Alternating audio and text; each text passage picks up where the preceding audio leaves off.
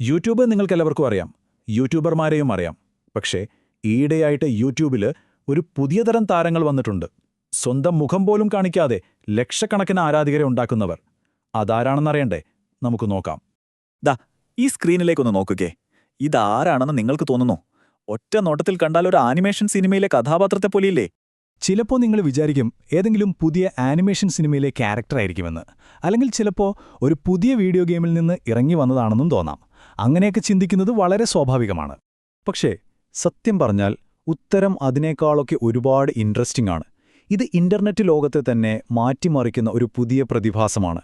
അതെ, നമ്മൾ സംസാരിക്കാൻ പോകുന്നത് വീട്യൂബർമാരെക്കുറിച്ചാണ്. ഈ കാണുന്നത് ശരിക്കും പറഞ്ഞാൽ ഒരു യഥാർത്ഥ വ്യക്തിയല്ല, ഇതൊരു ഡിജിറ്റൽ അവതാരമാണ്. അതായത് കമ്പ്യൂട്ടർ കോഡും ഗ്രാഫിക്സുമൊക്കെ വെച്ച് ഉണ്ടാക്കിയെടുത്ത ഒരു രൂപം. എന്നാൽ ഈ ഡിജിറ്റൽ രൂപത്തിന് പിന്നിലുണ്ടല്ലോ, അതിന് ജീവൻ കൊടുക്കുന്നത് നമ്മളെപ്പോലെ തന്നെയുള്ള ഒരു മനുഷ്യനാണ്. അപ്പോൾ എന്താണ് ഈ വീട്യൂബ്? സിമ്പിളായിട്ട് പറഞ്ഞാൽ ഓൺലൈനിലെ ലൈവ് സ്ട്രീമൊക്കെ ചെയ്യുന്ന ആളുകൾ സ്വന്തം മുഖം കാണിക്കുന്നതിന് പകരം ഇതുപോലൊരു ഡിജിറ്റൽ അവതാരം ഉപയോഗിക്കും. അവരെയാണ് നമ്മൾ വെർച്വൽ യൂട്യൂബർമാർ അല്ലെങ്കിൽ വീട്യൂബർമാർ എന്ന് വിളിക്കുന്നത്. ശരി, അപ്പോൾ ഡിജിറ്റൽ പാവയുടെ പിന്നിലൊരു മനുഷ്യൻ കൊള്ളാം. പക്ഷെ ഇതെങ്ങനെയാ വർക്ക് ചെയ്യുന്നത്? എന്താണ് ഈ ഡിജിറ്റൽ മുഖമൂടിക്ക് പിന്നിലുള്ള ടെക്നോളജി? ഇതിന്റെ പിന്നിലെ ടെക്നോളജി ശരിക്കും കിടുവാണ് കേട്ടോ. ആള് ക്യാമറയ്ക്ക് മുന്നിൽ നിന്ന് സംസാരിക്കും, ചിരിക്കും, കൈയൊക്കെ ആട്ടും. ഇതെല്ലാം മോഷൻ ക്യാപ്ചർ എന്ന് പറയുന്നൊരു ടെക്നോളജി ഉപയോഗിച്ച് സോഫ്റ്റ്വെയർ പിടിച്ചെടുക്കും. എന്നിട്ട് ഒരു സെക്കൻഡ് പോലും ലാഗ് ഇല്ലാതെ ആ ചലനങ്ങളെല്ലാം അതേപോലെ ഡിജിറ്റൽ അവതാറിലേക്ക് മാറ്റും. അങ്ങനെയാണ് ആ അവതാർ ജീവനുള്ളതുപോലെ നമുക്ക് മുന്നിൽ ലൈവായിട്ട് വരുന്നത്. ഓക്കെ, ടെക്നോളജിയൊക്കെ അടിപൊളി തന്നെ. പക്ഷേ അതുകൊണ്ട് മാത്രം ആളുകളിത് കാണുമോ?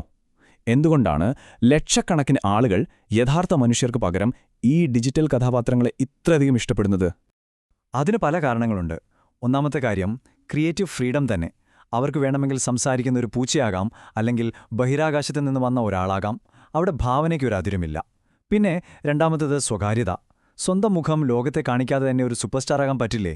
അതുപോലെ തന്നെ ആരാധകർക്ക് ഈ കഥാപാത്രങ്ങളുമായി ഒരു പ്രത്യേക കണക്ഷൻ ഫീൽ ചെയ്യുന്നുണ്ട്. പിന്നെ പറയേണ്ടതില്ലല്ലോ, ഇത് പുതിയൊരു കാഴ്ചയാണ്, ഭയങ്കര എൻ്റർടൈനിങ്ങുമാണ്.